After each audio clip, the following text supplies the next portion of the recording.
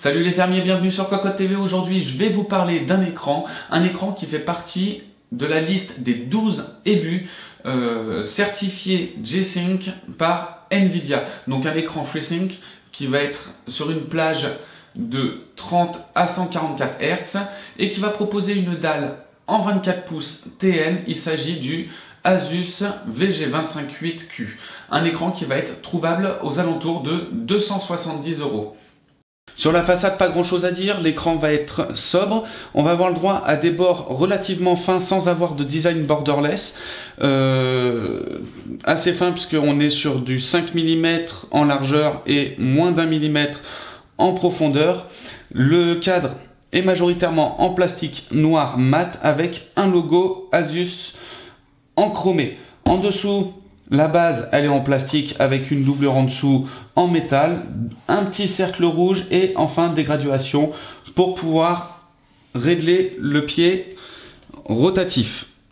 Le réglage va pouvoir se faire en inclinaison, en hauteur, mais aussi un mode à 90. Derrière, on va avoir le droit au même plastique noir mat avec un gros logo en gris de Asus. La colonne, pareil, en plastique. Tout est noir, quelques détails aussi qui vont rappeler un petit peu les PCB, plusieurs boutons pour l'OSD dont un joystick et on va voir tout de suite les connectiques. Question connectique, on va avoir le droit à l'entrée secteur, un DVI, un HDMI, un DisplayPort, une entrée casque micro et une sortie casque micro.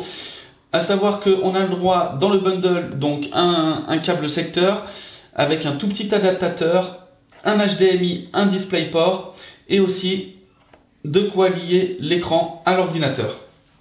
Petit tour dans l'OSD déjà pour commencer avec le joystick, donc l'OSD principal avec pas mal d'options qui vont vous permettre de régler l'écran à votre goût. Et enfin 4 boutons en dessous, le premier qui va servir juste à quitter l'OSD quand on est dedans et deux autres boutons, l'un pour afficher viseur, minuterie, compteur d'FPS et aligner l'écran en cas de plusieurs écrans. Deuxième bouton, enfin bouton suivant, ça va être les différents modes d'affichage.